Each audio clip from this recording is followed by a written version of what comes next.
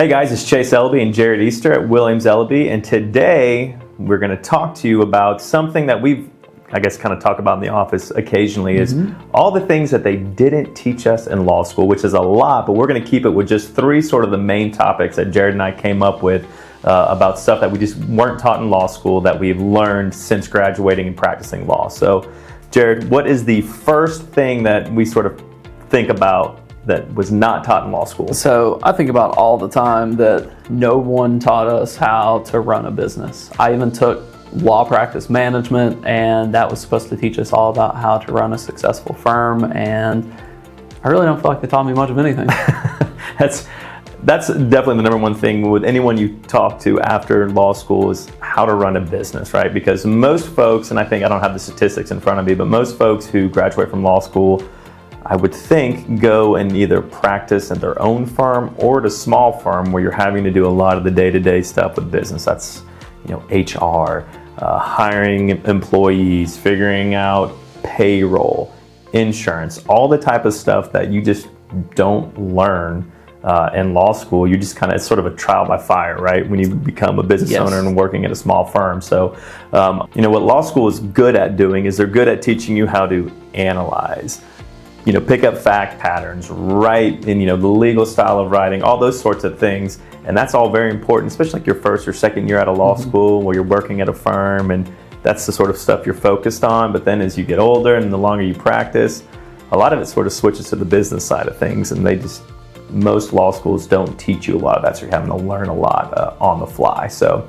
all right, so running a business, we could probably do a whole series on that, but we'll just kind of keep it brief. What's the next thing that we sort of talk about that they don't teach you in law school that becomes more prevalent when you practice? Listening and talking to clients. They talk a lot about the law and what you should tell your client or how to go find answers, but they do very little of actually talking about how to talk to clients, how to relay the information, but also to listen and not be so quick to jump in. And, somebody comes into your office, you want to tell them all the answers. But a lot of times, listening can be more important. You need to take the time to wait and listen to what your client has to say. Make sure you understand the problem at hand, you understand the client, and also just connect with them so that you can kind of build that trust in that relationship that will allow you to adequately represent them. Also, difficult conversations. I think we all want to have the right answer, to have the good news, to be the lawyer that can save the day, but sometimes you have to tell clients bad news, or you have to tell clients something they don't really want to hear,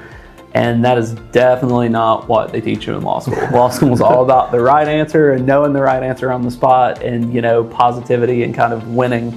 And sometimes you're winning by telling your client something that they need to hear, but they probably don't want to hear. Yeah, and you bring up a good point. In law school, you are trained and taught to always have the right answer, but the law is not black and white. Law, there's so much gray in the law, and I'm constantly having conversations with clients about, what could happen, what may happen, what might happen. I'm rarely having conversations saying, this is exactly what's going to happen, this is what you can look forward to. That sometimes happens, but that's not the norm. And understanding and dealing with that and relaying that information to clients is something they definitely don't teach you in law school. In law school, most law professors, make it sound, and it is, law is a great profession, and there's a lot of lawyers that think very highly of themselves just because they are lawyers. This is true. But you're not, in everyday, what we do every day and who we work with and who we're speaking with, they're not lawyers, they're just everyday folks. And explaining situations, explaining sometimes meaty legal topics to clients and, in lay terms is definitely not something that is taught. It's something that's learned. It's something that you probably come to school with, having a little bit of common sense and speaking with people. But that is something I think could be focused on in law school a little bit more than it is now. I always joke as my wife, if I explain something to my wife, just in the way we're trained, it just seems like I'm using big words and things like that. And I always said I'm not the smartest person in the room, even when I'm by myself. So by no means do I ever intend to use big words or make things sound more complicated than they are. It's just how we're trained and what we know. But it's learning to speak to clients and relaying very, very technical and difficult topics in lay terms is always, that's something that can definitely be taught, and it's something that can be mastered. And like you said, relaying bad information telling them, stuff that they don't want to hear. That's definitely an art. So. Yeah, it can be really difficult when there can be life-changing decisions that have to be made based on a very dense legal topic, or like an offer of settlement where multiple things can happen, and it's really difficult to take all that information, synthesize it, and help someone understand it in a way that they can make, a decision that will alter their life going forward, and making sure that we explain it to them so that they really understand it and aren't just trying to do what we say. Right. Worst is when they say, well, you're the lawyer, you tell me what to do. And you're like, no, we can't tell you what to do. You have to understand this and make those decisions for yourself. No, absolutely. Yeah, I give my advice. I can tell my clients if I think they're making a good decision, bad decision, okay decision, but it's always our client's decision about what they want to do with their case. So yeah, that's a good point. All right, so the third thing, and sort of last but not least, which is definitely on point, is they do not teach you how to deal with and manage social media and how it can impact your practice.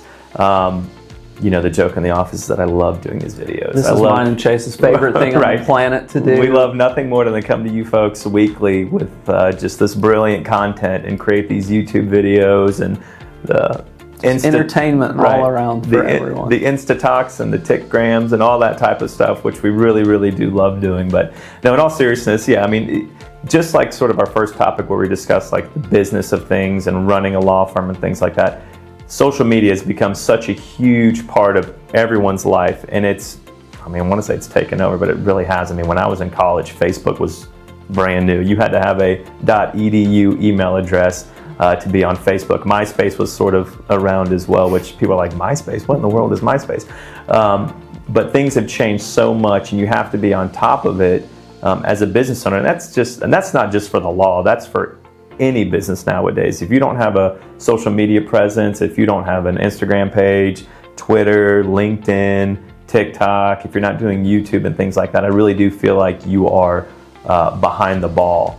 And it's funny because with law especially, again, going back to those lawyers that really just love the fact that they're lawyers and we have all this knowledge and we're going to guard against it. And I think that's the complete opposite. And what we try to do with these videos is we try to give as much information as we can to everyday folks so they understand the law as best as they can and understand kind of things that come up in their everyday lives and how it applies. So I think it's great with the social media and with the YouTube pages and things like that, how we can give as much information and try to inform our viewers, but it's definitely not something they teach in law school. No, but it could be because we're just too old and the ship sailed. Maybe they are teaching it. There might be. Who knows? I hope they are, because we had none of it. But it is important. It does drive, a lot as far as advertising and the way you market yourself and, just the way your firm is viewed as a whole, and also allows you to help people along the way, which is, I think, why Chase, Joel, and I do this job, is to try to help and make sure people understand and, get good, adequate representation. Yeah, absolutely, because everyone wants to go and Google stuff, right? Like Google, what does it mean when I have an offer on a car wreck case? Or